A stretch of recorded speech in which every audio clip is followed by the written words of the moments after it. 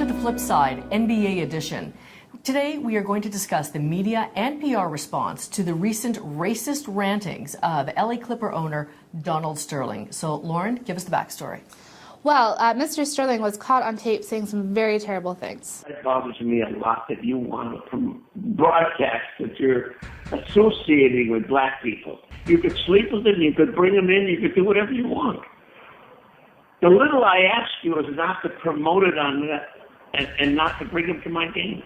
There's no negativity. I love everybody. I'm just saying, in your lousy Instagrams, you don't have to have yourself walking with black people. Now, here is NBA Commissioner Adam Silver's response. Effective immediately, I am banning Mr. Sterling for life from any association with the Clippers organization or the NBA. Okay, so Lisa, Sterling has been fined $2.5 million, banned for life. Was this the appropriate PR response? The reaction, or the world's reaction to the NBA's response has been excellent, quite frankly. And the NBA, from a PR perspective, did exactly what they were supposed to do. They came out swiftly, and speed is of the essence here, because had they dilly-dallied and taken their time, it would have left too much time for people to get even angrier. So they came out swiftly, and they came out as harsh as possible, closing the door at any possibility of any loophole that Donald Sterling could have slipped through.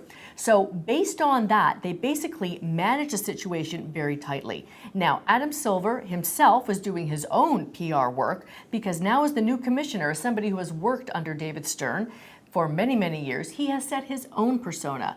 First of all, he came out very sympathetic and empathetic. He apologized to basketball legends like Magic Johnson. That was key. And then he came down with a punishment. So now Adam Silver has basically said, this is who I am, and this is how I'm going to run this league. So what do you think will be the media's further response to this story? Well, I mean, we have seen a little bit of commentary now of people saying, but wait, this should not be a surprise. Donald Sterling has a long history of racist behavior.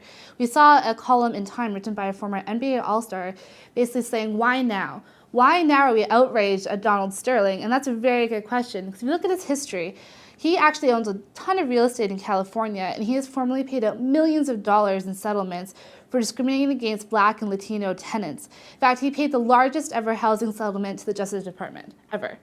And here's the thing. It just seems as that everybody is in an uproar now because he was caught on tape saying these things, whereas everybody has sort of held their nose and turned a blind eye to it. Yes. So it seems as if there needed to be some big bombshell in order to actually react to Donald Sterling's previous history. Absolutely.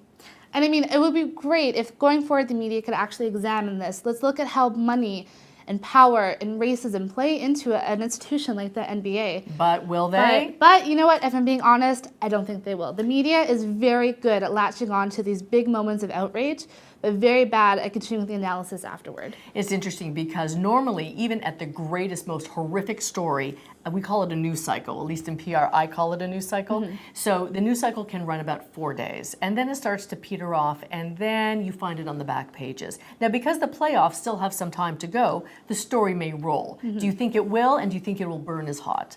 I think it's going to taper off. I mean, they did respond very well, so that's going to sort of, you know, it won't be as hot. I really would like to see some more analysis, and I'm hoping going forward there'll be some. Well, we're going to keep an eye on this story, and we will do so right here on The Flip Side. See you next week. See you next week.